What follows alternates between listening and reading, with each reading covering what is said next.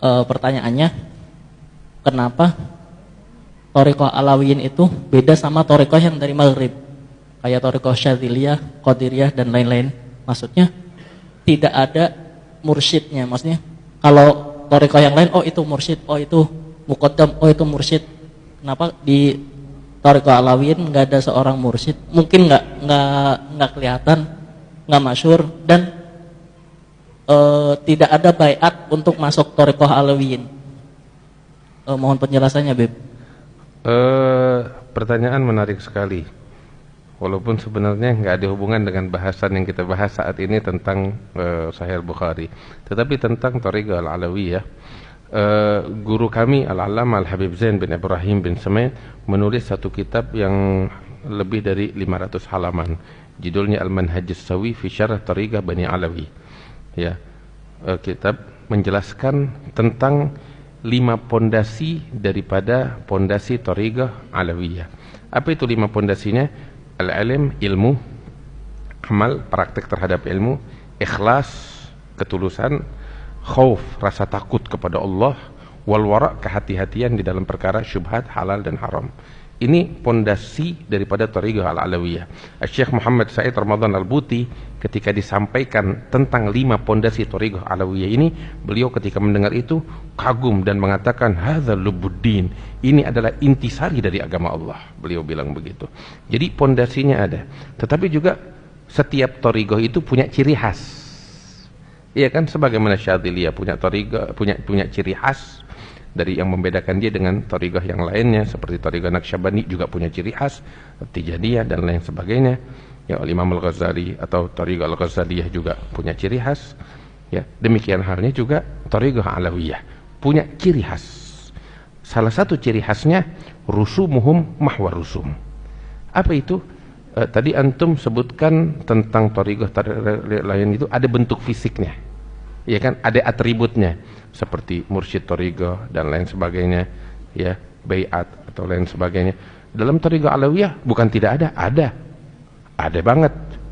Tentang baiat saya tahu betul ada yang namanya bai'ah. Bahkan saya secara pribadi, kita waktu masa di Hadramaut kita dibaiat oleh guru kami Al-Habib Umar bin Muhammad bin Salim bin Hafidh. Terus juga bahkan di dalam Thariqah juga disebutkan oleh Al-Habib Idrus bin Umar Al-Habsyi, yaquluna bi akhdhil bai'ah wa talqin wal khirgah. Mereka ada yang namanya bai'ah, ada yang namanya khirgah, ada yang namanya talqin. Bahkan Al-Habib Salim bin Ahmad bin Jindan juga di dalam kitabnya Al-Uqudud Durriyah itu menyebutkan sanad al-bai'ah di dalam Thariqah, sanad al-khalwah di dalam Thariqah, sanad al-talqin di dalam Thariqah Al-Alawiyah, sanad rantaian periwayatan apa lagi namanya al-khirgah, ya, itu beliau ada sanad tersebut. Banyak hal.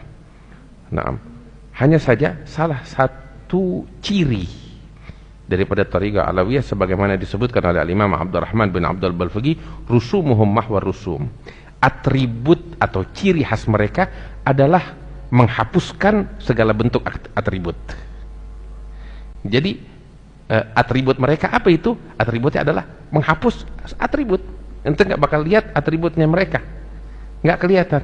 Mereka membaur kemana aja, nggak usah jauh-jauh. Lihat kayak tokoh-tokoh habaib kita sekarang, Habib Umar bin Hafidh, Habib Bakar Masyhur, Habib Salim Syatiri. Mereka adalah simbol-simbol Thariqah. Tetapi lihat, apakah ada atribut khusus yang mereka miliki? Enggak. Ya, mereka masuk ke mana aja. Tetapi mereka pun punya jati diri, punya identitas yang membedakan mereka dari yang lain. Tetapi identitasnya ini ya seperti itu, enggak nampak, masuk kepada semuanya. Ada salah satu ciri Thariqah Alawiyah. Terus juga seperti tadi saya katakan tentang talqin mereka ada, tentang bai'ah mereka ada, asanid juga semuanya ada lengkap, ya. Tetapi mereka juga punya ciri khas. Salah satunya juga antum tadi sebut tentang Thariqah Syadziliyah, Thariqah Ghazaliyah. Ya, di dalam kitab Tajul A'ras yang dikarang oleh Al-Habib Ali bin Husain Al-Attas, ketika menyebutkan tentang Thariqah Alawiyah, salah satu cirinya mereka atau warna mereka itu adalah penggabungan antara Thariqah Syadziliyah dengan Thariqah Al-Ghazaliyah. Apa itu? Thariqah Al-Ghazaliyah ini lebih condong kepada riyadhah, kepada penempaan mujahadah, penempaan jiwa, hati, ya, untuk kesucian jiwa sanubari mereka. Makanya kita dapetin dalam kitab Ihya Ulumuddin keras banget, kita disuruh begini, kita disuruh begitu. Ada Thariqah Al-Ghazaliyah, artinya usaha yang nyata untuk pensucian jiwa. Nah, ini dilakukan oleh Sadatun Al-Alawiyin dan dijadikan kitab-kitab Al-Imam Al-Ghazali adalah kitab sebagai rujukan utama mereka. Nah, sebab Al-Kasab, usaha untuk pensucian jiwa itu harus dilakukan, dan mereka melihat salah satu metode untuk usaha pensucian jiwa adalah yang dijabarkan oleh Al-Imam Al-Ghazali, baik di Bidayatul Hidayah atau di Arba'in atau di Minhaj atau di Ihya Ulumuddin atau di dalam kitab-kitab yang lainnya. Tetapi juga mereka nggak hanya sekedar berpegang kepada kitab-kitabnya Al-Imam Al-Ghazali, mereka juga bertumpu menggabungkan dengan Thariqah Al-Syadziliyah. Thariqah Syadziliyah ini lebih kepada berserah secara mutlak kepada Allah dan menunggu anugerah Allah di dalam pensucian itu. Jadi penggabungan kepada keduanya.